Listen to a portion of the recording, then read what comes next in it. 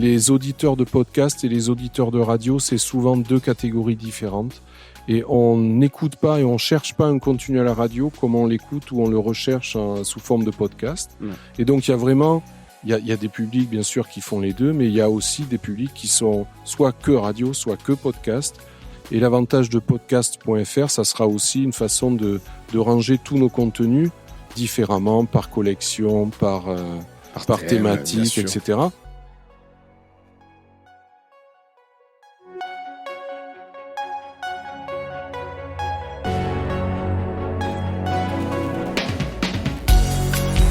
Bienvenue dans Mediarama, le podcast du futur des médias.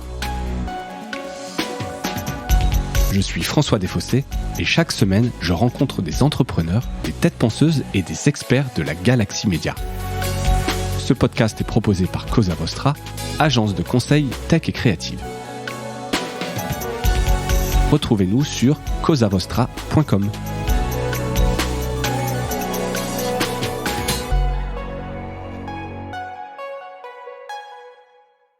Bonjour à toutes et à tous.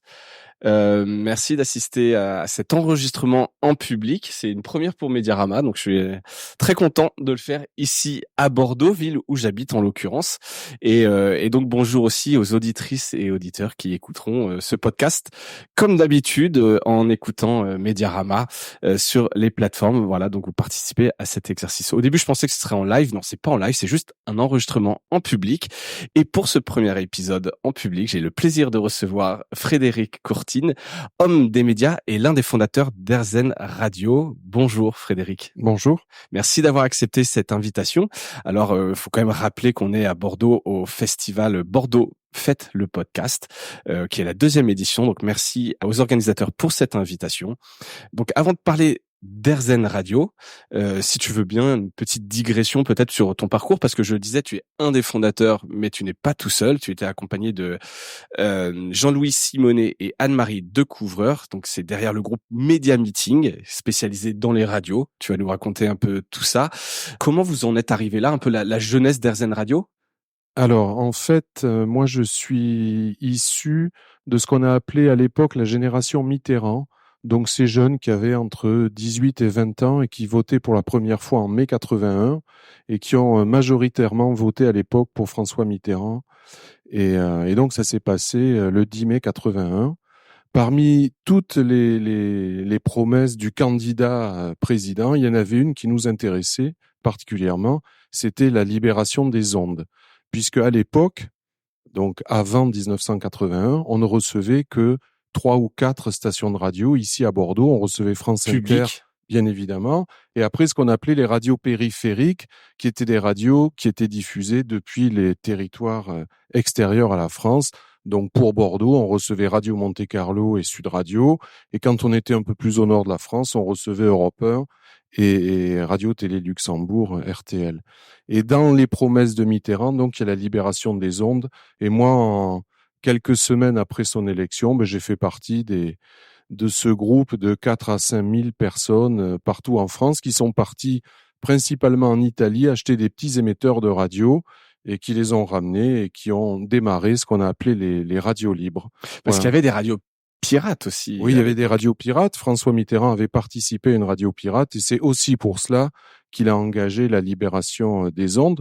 Donc, ça a généré énormément de stations de radio libres. Et puis, le marché s'est petit à petit organisé, professionnalisé. Ça est devenu un vrai business. Moi, à l'époque, j'étais instituteur. Donc, j'étais très loin de ce monde de la radio. Mais j'aimais beaucoup la musique, j'aimais beaucoup le cinéma. Et quand on était jeune, comme nous l'étions à l'époque, en fait, dans les radios, on n'écoutait que de la musique de variété française et à l'époque, c'était pas terrible. Nous, on avait envie d'écouter les Rolling Stones, Genesis, les Beatles, etc. Et on s'est dit, la meilleure façon pour les écouter, ça va être de les diffuser nous-mêmes. Et donc, on a initié ce mouvement des radios libres. Alors après, moi, j'ai eu une carrière principalement à Bordeaux et à Toulouse, puisque j'ai participé à la création d'une radio en 88 à Bordeaux qui s'appelle toujours 8 FM, qui a été créée de toutes pièces ici grâce au financement à l'époque du club de foot des Girondins de Bordeaux. Ensuite, j'ai pris la direction générale de Sud Radio, d'RMC, etc. On arrive en 1999. Je suis à Toulouse. Mon directeur technique de l'époque s'appelle Jean-Louis Simonet, qui est devenu mon associé. Et on rencontre une jeune femme à Toulouse qui arrive de la direction de la communication interne de France Télécom. Donc, c'était juste avant la privatisation de France Télécom qui est devenue Orange. Mhm. Et à l'époque, il y avait 250 000 salariés chez France Télécom et toute la communication interne était basée à Toulouse. D'accord. Et ces gens-là, dans les 230 000 salariés, il y en avait 5 000 qui intervenaient sur des problématiques de communication. Et donc, une fois par mois, le dernier vendredi du mois, ils organisaient une énorme conférence téléphonique avec 5 000 personnes sur un pont téléphonique. Et pendant 1 heure, ils délivraient de l'information descendante sur leurs actions de com, etc. Et ils se rendaient compte que ça marchait pas très bien parce qu'on entendait les gens Techniquement, tousser. ça marchait pas, ouais. Ça marchait bien techniquement, mais avoir 5000 personnes en même temps au téléphone, Oui. c'est un peu compliqué. Et donc, dans cette équipe de communication interne de France Télécom, il y a une jeune femme qui a dit, mais pourquoi on n'irait pas voir une station de radio? Parce que la forme, c'est quand même très important et c'est aussi le métier d'une station de radio. Et donc, elle est venue me voir. Donc, c'était Anne-Marie de Couvreur, qui depuis est devenue la troisième associée d'Airzen. Et on a monté ce qu'on a appelé à l'époque une émission de radio d'entreprise. C'était une émission d'1 heure, en fait, qui était diffusée en direct et tout de suite après, qui était mise ça s'appelait pas des podcasts, mais qui était mise à disposition en audio on demand sur les différents intranets de France Télécom. Ça ressemble quand même furieusement, même si c'est pas le même, si c'est pas le même nom. Et donc, ça nous a donné l'idée de proposer tous les formats de la radio aux directeurs de communication des entreprises. Et on a développé ce petit concept à l'époque de radio d'entreprise avec les flash infos, les émissions, les radios en flux, en live, etc. Ouais, et on programmation. On s'est dit, c'est un tout petit business. Nous, on s'était rencontrés et ça nous plaisait beaucoup de travailler tous les trois ensemble.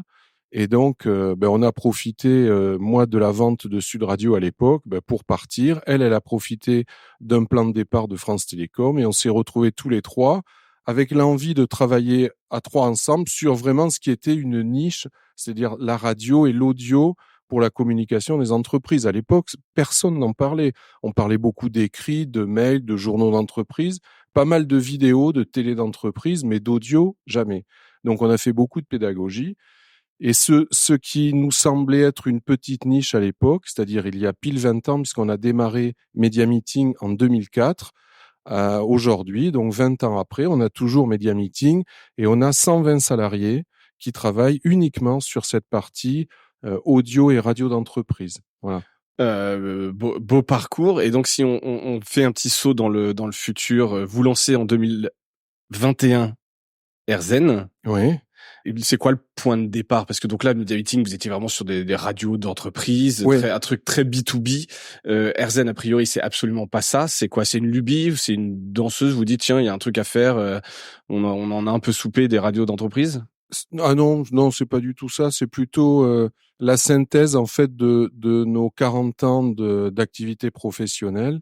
Et surtout, c'est le fait d'une opportunité unique en France que je vais vous raconter. Dans l'histoire de Media Meeting, donc qui démarre en 2004, on est sur de la radio en B2B, mais on a aussi développé des activités en B2C, puisqu'on a créé aussi 4 petites stations de radio FM à Arcachon, Bordeaux, Agen et Toulouse. Donc on avait quand même toujours une activité de radio broadcast. On a aussi, dans le cadre de nos activités en B2B, gagné un appel d'offres et on fait toutes les radios du groupe SANEF qui sont les radios d'autoroute. Les 107.7, les fameuses. Voilà. Sur toute la France. Non, sur la partie SANEF, c'est-à-dire toutes les autoroutes qui partent de Paris vers la Normandie, l'Angleterre, la Belgique, Je savais pas que c'était des opérateurs privés. Alors, il y a 3 opérateurs. Délégation de service public. Ouais. Et en fait, il y a 3 sociétés d'autoroutes, 2 qui le font en interne et une qui le fait en externe. Et c'est un contrat qu'on a gagné en 2012. C'était Radio France qui le faisait jusque-là. Et puis, on a gagné l'appel d'offres face à Radio France. La même année, on a racheté au groupe Lagardère une agence de presse audio qui était l'ex-AFP Audio, qui s'appelle maintenant A2PRL. Et donc là, c'est une agence de presse, il y a 30 journalistes, c'est basé à Toulouse, et on fournit des flash infos, c'est que de l'info, pour 200 stations de radio en France et dans les dom-toms. Et donc, en 2018, le CSA, à l'époque, a décidé d'accélérer le processus de radio numérique terrestre. Donc, il y a une quinzaine d'années, on a numérisé la télévision. C'est ce qu'on appelle la TNT, la télévision numérique terrestre. Maintenant, tous les postes sont des postes en TNT et les signaux analogiques ont disparu. Si vous avez un vieux téléviseur, ben, il reçoit plus rien. Donc ça s'est passé pour la télévision. Et à partir de 2015-2018, le CSA a décidé de faire la même chose pour la radio. Donc il y a eu beaucoup de ratés au départ. Oui, c'était très long ça a été process. très long parce que le monde de la radio, c'est un monde qui est totalement fermé, qui appartient à 4 groupes privés principalement, qui fait un chiffre d'affaires de 600 à 650 millions d'euros cumulés de chiffre d'affaires publicitaire et qui sont répartis entre ces 4 groupes et tout va bien. Ouais. Donc c'est aussi pour ça que c'est un média, en tout cas en France, qui a assez peu évolué. On retrouve les mêmes programmes, les grosses têtes sont là depuis 40 ans, etc. C'est un média qui n'a pas tellement innové parce que le gâteau est bon et se répartit, voilà. Donc quand le CSA a dit on va démarrer la radio numérique terrestre, ils ont dit oh non, tout le monde a traîné des pieds. Voilà, tout le monde a traîné des pieds. Et en 2018, le CSA a dit bon maintenant on va pas faire comme la TNT, parce que si on se souvient, la TNT, les grands groupes de télévision n'ont pas voulu y aller. Et donc, il y a eu beaucoup de nouveaux entrants.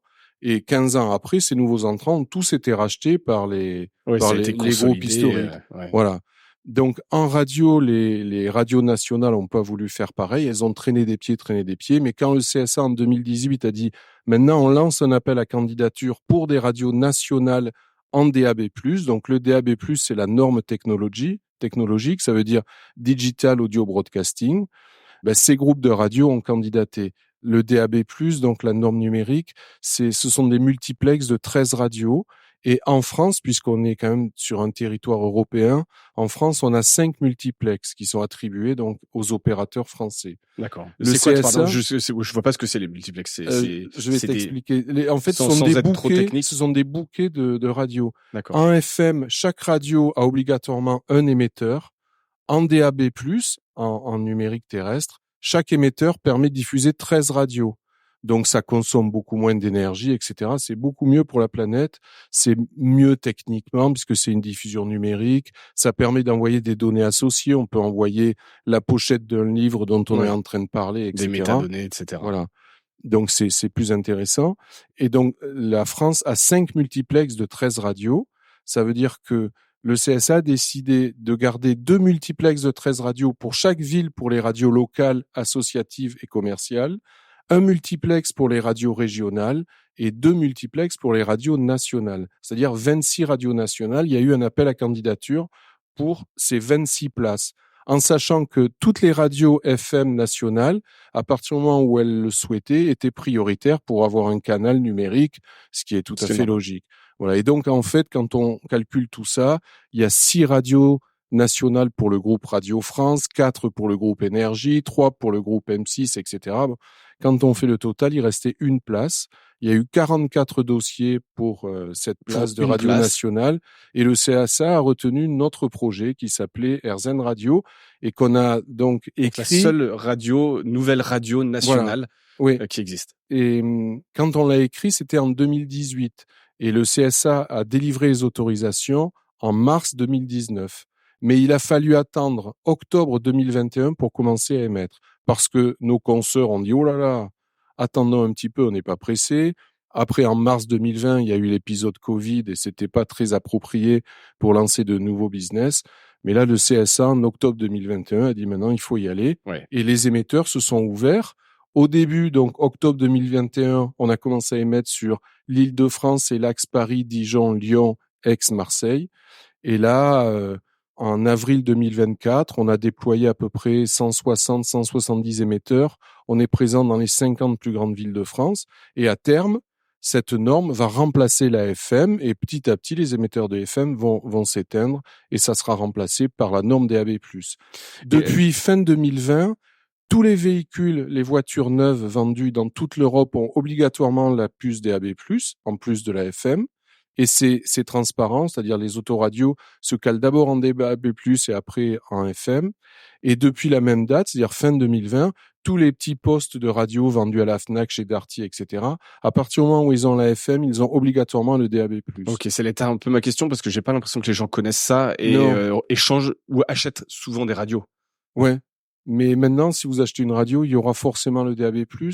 Alors, effectivement, la notoriété du DAB+ est assez faible parce que les groupes de radio, en fait, veulent pas trop Ouais, ils ont aucun communiquer intérêt en fait à là-dessus. communiquer Voilà. dessus. Alors, ils le font maintenant parce qu'ils se rendent compte que s'ils le font pas, ben, la place va être prise par d'autres. Oui. L'avantage du DAB+ par rapport à la FM, ici, on est à Bordeaux. Il y a 36 radios FM parce qu'il y a que 36 places en FM. En DAB+, il y en a 65. Vous avez à l'heure actuelle 65 radios qui émettent en DAB+, 26 nationales, 13 régionales et 26 locales. Ok. Et donc, RZN Radio Nationale, depuis 2021. Donc déjà, sacrée histoire, bravo d'avoir gagné cet appel d'offres. 1 sur 44, c'est quand même pas mal. Combien vous avez, si on fait la petite fiche d'identité d'RZN, combien vous avez d'auditeurs, d'auditrices qui vous écoutent et comment ils vous ont découvert? C'est une très bonne question parce qu'en fait, on ne le sait pas parce que l'audience des radios est mesurée par médiamétrie, comme l'audience des télévisions. Ouais. La seule différence, c'est qu'en télévision, c'est un boîtier sur les téléviseurs, donc c'est automatisé. En radio, c'est toujours du déclaratif. Médiamétrie appelle 10 000 personnes par mois entre 17h et 21h et leur font passer un questionnaire au téléphone qui dure entre 45 et 50 minutes. Donc c'est très très compliqué. Ils ont beaucoup de mal à avoir ces 10 000 personnes par mois. Donc en fait, ils rappellent toujours les mêmes personnes qui acceptent de parler 45 minutes au téléphone. Mais qui changent pas forcément leurs habitudes entre-temps. Voilà. Et donc quelqu'un qui écoute, je parlais des grosses têtes tout à l'heure, depuis 30 ans, d'une année sur l'autre, globalement, ils changent pas trop de programme. Donc c'est un vrai problème pour des radios qui n'ont pas de notoriété. Nous, notre problématique, c'est d'accroître en fait la notoriété de la station. Après, nous, ce que l'on peut dire, c'est que on a quand même pas mal de retours d'auditeurs, de mails sur le site, etc. On rencontre beaucoup de gens dans des salons, dans des manifestations. La notoriété de notre station évolue, augmente. Là, on a commencé des campagnes de publicité. On a fait un peu d'affichage sur la région parisienne il y a 2 mois. Le mois prochain, on fait une opération à Toulouse. Voilà. Ouais. Alors, un truc qui n'a rien à voir, j'ai entendu parler pour la première fois d'RZN avec le clash Inès Reg et Natacha Saint-Pierre. Ouais. Alors, j'ai vu dans un article Natacha Saint-Pierre qui a une émission sur RZN. J'ai dit, c'est marrant, c'est la première fois. Donc, on y est pour comme quoi, rien. des clashs un peu people, ça peut vous aider. Ouais, mais ça, je sais pas, peut-être que la production de l'émission a fait en sorte. Non, je sais pas, mais parce que tu es la troisième personne à m'en parler aujourd'hui. Tu vois, mais comme quoi ça marche. Mais pardon, je reviens sur ce truc de notoriété. Si a priori tu ne sais pas combien de personnes t'écoutent et qu'a priori la radio c'est gratuit, comment tu gagnes de l'argent? Alors pour l'instant, on ne gagne pas de l'argent, c'est un investissement pour nous. On a toujours notre business Media Meeting qui marche très bien. On a revendu nos 4 stations FM parce que on est quand même dans un pays fabuleux ici. Pour avoir une radio ou une télévision en France, il faut candidater et le CSA, si vous sélectionne, il vous attribue des fréquences gratuitement. Et ces fréquences, vous pouvez les revendre après. Ouais. C'est quand même un pays fabuleux, il faut le signaler. Ouais, et donc, c'est ce qui s'est fait d'ailleurs, il y a eu des deals de dingue sur la TNT. Oui, la TNT, ça s'est beaucoup passé puisque il y a eu beaucoup de nouveaux entrants, ils ont tous revendu très très cher. En fait, ils revendent pas de l'audience, ils revendent les autorisations d'émettre. Ouais. Voilà. Donc nous, on a revendu nos 4 stations FM à Arcachon, Bordeaux, Agen et Toulouse. Ça nous a permis de lancer RZN Radio et puis après RZN Radio, on l'autofinance. Et ensuite, on a développé un programme de partenariat avec des entreprises qui sont intéressées par l'aspect positif de cette station et par les thématiques de la station. Et ces entreprises, sponsorisent des émissions. parrainent des émissions et nous permettent de vivre. RZN Radio, sur les salariés à temps plein, c'est une 40aine de personnes, la moitié de journalistes. On a nos locaux à Bordeaux, sur les quais, et à Issy-les-Moulineaux, en région parisienne.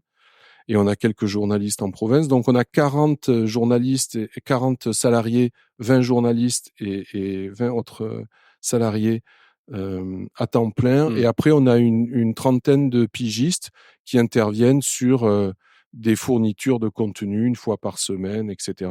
Natacha Saint-Pierre fait partie de ces pigistes. Alors, Natacha Saint-Pierre, pour ceux qui sont un peu plus âgés, ils la connaissent comme chanteuse. Mais Natacha Saint-Pierre, c'est aussi quelqu'un qui a des diplômes dans le yoga. Elle est très, très intéressée par toutes les pratiques liées au yoga et au bonheur en général. Et donc, elle nous propose, ça fait 2 ans depuis le début, toutes les semaines, tous les samedis, elle reçoit un invité, connu ou pas connu, et elle parle avec lui de ses échecs, de ses réussites, de sa façon de vivre, etc. C'est un programme qui est très chouette à écouter et vraiment très, très inspirant. Voilà. Et il se trouve je ne le savais pas. qu'elle participe à cette émission. Tu l'as évoqué, RZN, c'est une radio résolument positive. Oui. Est-ce que c'est pour coller à l'air du temps? C'est quoi le point de départ? C'est un élément différenciant. Qu'est-ce que vous entendez par positif? C'est raconter des choses, des trains qui arrivent à l'heure? Non, pas forcément. Être positif déjà, alors en termes d'information, parce qu'on a des flash infos comme dans la plupart des radios toutes les heures. Dans ces flash infos, il n'y a pas de faits divers, par exemple.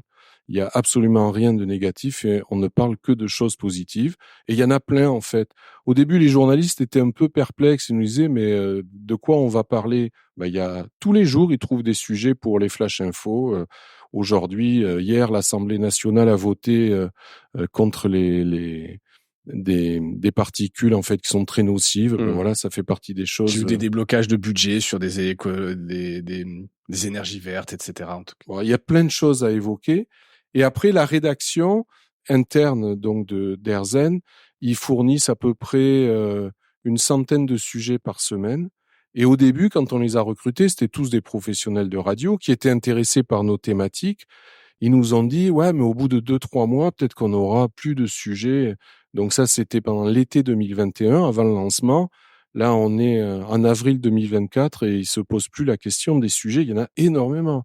Et nous, l'objectif d'Airzen Radio, c'est de mettre en valeur toutes les initiatives qu'il peut y avoir sur notre territoire, à l'échelle locale, régionale, nationale, que ce soit des initiatives privées, oui, au public. Et vous vous interdisez de parler de choses négatives? Non, on en parle, mais avec un prisme de journalisme de solution, en essayant de trouver des solutions. Comment on pourrait y répondre, ce qui se fait ailleurs, quelles initiatives ont eu. Voilà, c'est pour ça en fait un peu je te taquinais sur le fait des trains à l'heure, mais c'est de dire voilà, il peut y avoir des trains qui arrivent en retard, mais pourquoi il arrive en retard? Qu'est-ce qu'on pourrait faire pour qu'il arrive pas en retard? C'est pas non plus un journalisme béni oui. Non, c'est pas. On n'aurait pas d'audience si on faisait ce genre de choses. Peut-être qu'on n'a pas d'audience, t'as dit que tu savais pas. Oui, mais on le ressent, on le pressent, et notre expérience et notre métier nous laissent penser que quand même c'est les gens suivent. Oui, parce que on s'en rend pas compte, parce que les sondages et les audiences sont faits sur des parts d'audience. Donc on dit telle télévision, tel programme a fait 30% de part d'audience, c'est-à-dire 30% des gens qui regardaient la télévision. Mais on oublie tous ceux qui ne regardaient pas la télévision. Et en radio, c'est pareil. Et pour la presse, c'est pareil. Oui, c'est Nous, on rencontre énormément de gens dans des salons bio, nature, etc. De gens qui nous disent, mais moi, je ne regarde plus la télé, j'écoute plus la radio parce que ça me stresse. Il y a que des mauvaises nouvelles, il y a que des faits divers dramatiques, il y a que des choses comme ça. Et ça me stresse trop. Et nous, on essaye de s'adresser à ces gens-là en disant, mais il y a une autre façon d'avoir de l'information. Et moins anxiogène. Absolument. Et donc, dans le dossier, ce qu'on a essayé d'expliquer au CSA et qu'il a bien compris, c'est que en fait, on allait n'intervenir que sur 4 grandes thématiques éditoriales. Donc ça, c'était en 2018 quand on a écrit tout ça. Première thématique éditoriale, tout ce qui concerne le mieux-être. Donc la santé naturelle, le sport, etc. Deuxième thématique, tout ce qui concerne le mieux consommer, le bio, les circuits courts, etc. Le recyclage, la seconde main, seconde vie, etc. Troisième thématique, le mieux agir, tout ce qui concerne l'environnement, l'écologie, les petits gestes pour la planète. Et la quatrième thématique, tout ce qui concerne le mieux travailler, les nouvelles techniques de management, la nouvelle façon d'appréhender son travail, etc. Donc ça, c'était en 2018. Toutes ces thématiques, on s'en est aperçu au cours des confinements de 2020, sont des thématiques qui ont été quand même assez mises en avant. Et il y a beaucoup de gens qui se sont rendus compte que c'était peut-être un peu ridicule d'acheter chez son commerçant du coin une salade qui arrivait de l'autre côté de la planète alors qu'il y avait des producteurs à moins de 50 kilomètres. Ouais. Et donc, alors, à l'époque, il y a beaucoup de gens qui ont dit oh, le monde d'après ne sera plus comme celui d'avant. S'il est globalement assez revenu comme celui d'avant, mais il y a quand même beaucoup de gens qui ont eu des prises de conscience et qui se sont dit il faut arrêter dans l'hyperconsommation. À quoi ça sert d'avoir 14 chemises alors que 2 ou 3 ça pourrait suffire? À quoi ça sert d'acheter un truc qu'on va jeter? Voilà. Et nous, on s'adresse en fait à ces gens-là. L'ambition d'AirZen Radio, c'est pas d'avoir 100% d'audience. C'est impossible. Nous, notre modèle, il fonctionne avec 1% d'audience. Voilà. Si on arrive à 1% d'audience nationale, AirZen Radio sera autonome et travaillera sans perte. J'ai vu sur le site, en l'occurrence, que vous aviez lancé d'autres verticales. Donc, oui. donc j'imagine pour le coup que ce sont des verticales uniquement web. Il y a AirZen Parents, musique, Zen aussi, je crois. C'est quoi? C'est des verticales sur le site ou est-ce que ce sont des programmes de AirZen, la radio, que vous rethématisez, reverticalisez?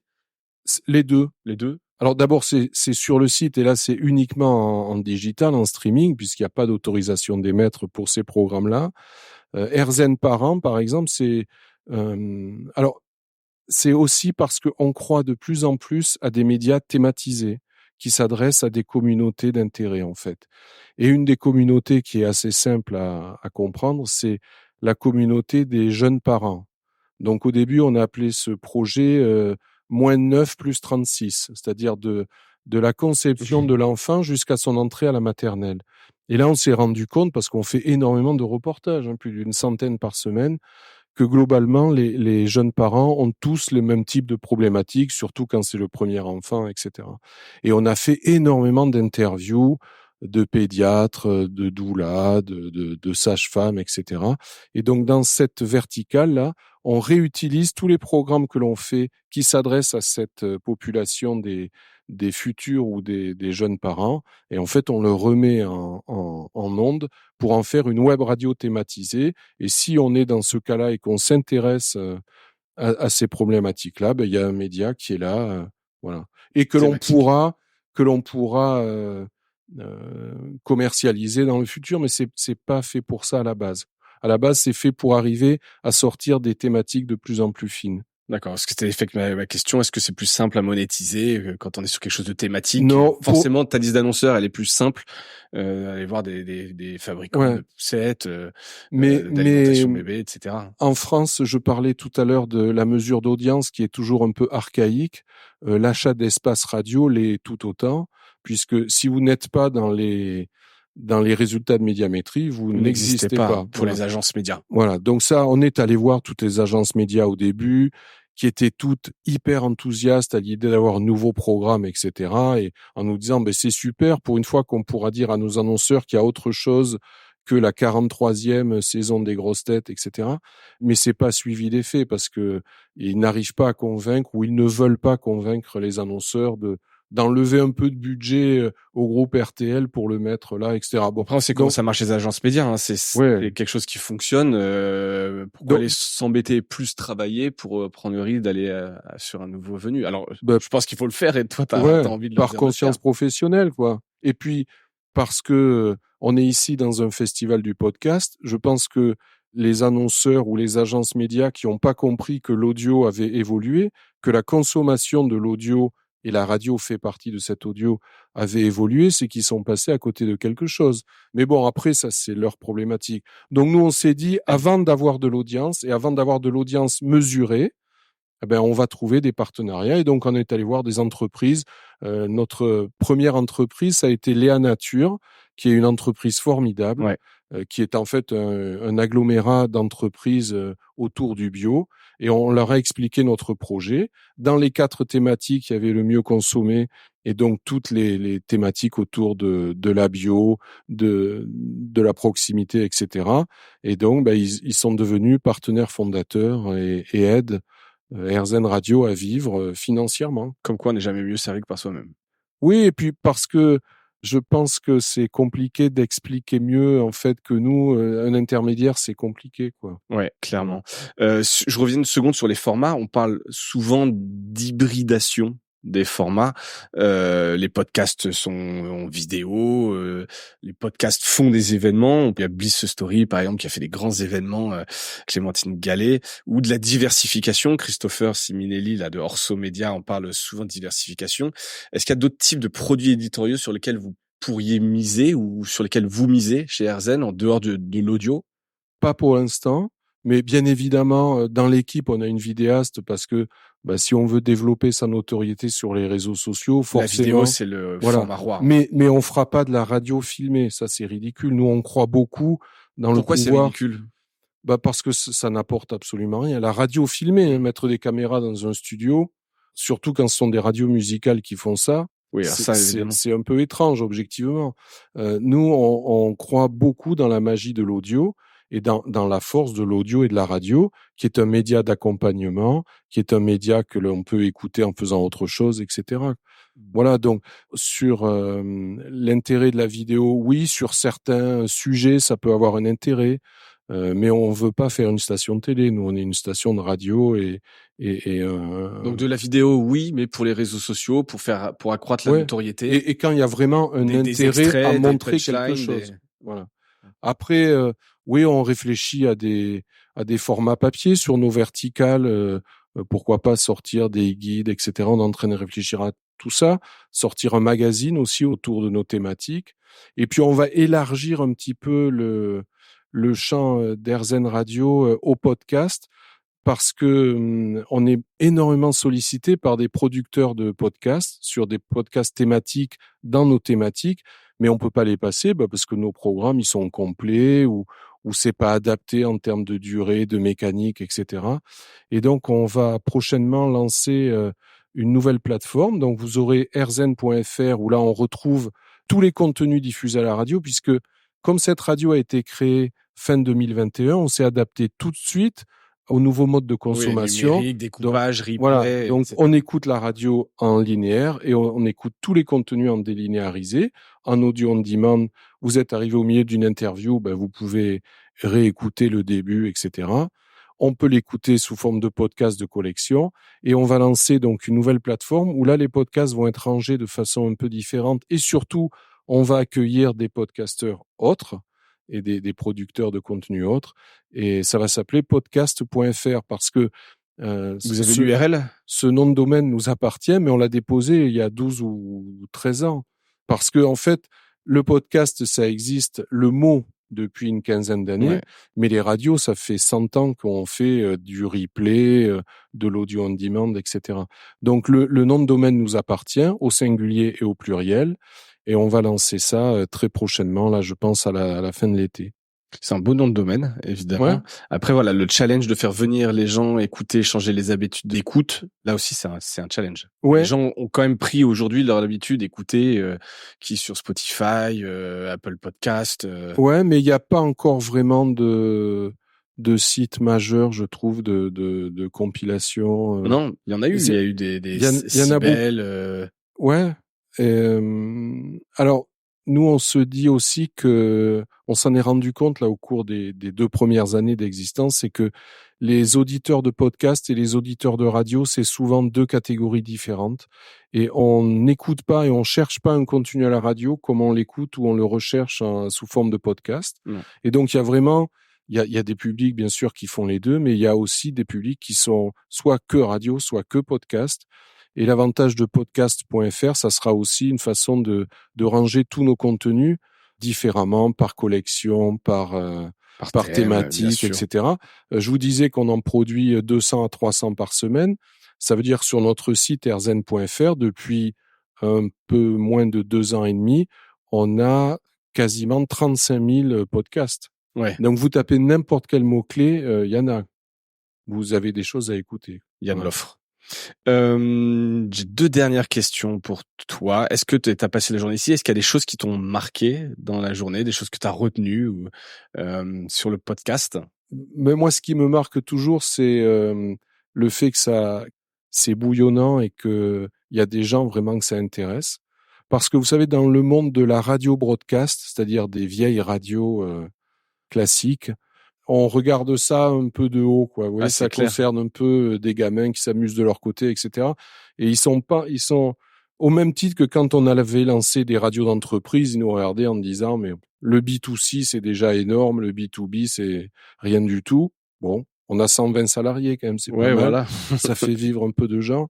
Et pour le podcast, c'est un peu pareil. Et moi, ce qui me plaît dans ce genre de manifestation, c'est de voir qu'il y a quand même beaucoup de gens qui produisent des contenus, que ça intéresse et qui rentrent dans ce business-là.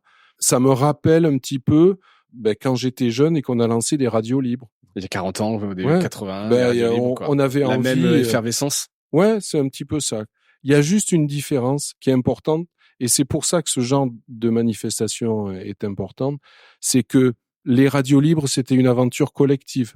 Il fallait qu'on soit plusieurs pour monter une antenne, un émetteur, brancher des platines disques, etc. Le podcast, c'est plus une aventure individuelle. C'est vrai. Et c'est pour ça que c'est bien ce genre d'initiative, parce que ça permet à des producteurs indépendants comme ça de se regrouper.